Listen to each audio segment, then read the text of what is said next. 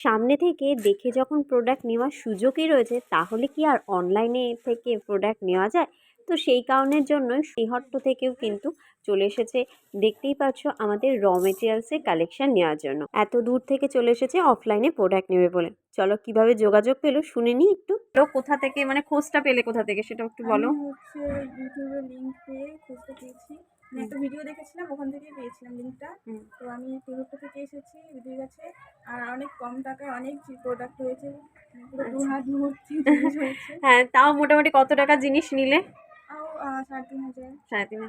আচ্ছা, মানে এর আগে তো এই ধরনের জিনিস নিয়েছো অন্য জায়গা থেকে, তো সেইখানে থেকে কি প্রাইসগুলো কি? হ্যাঁ, অনেক কম। আচ্ছা, কেমন লাগলো এমনি?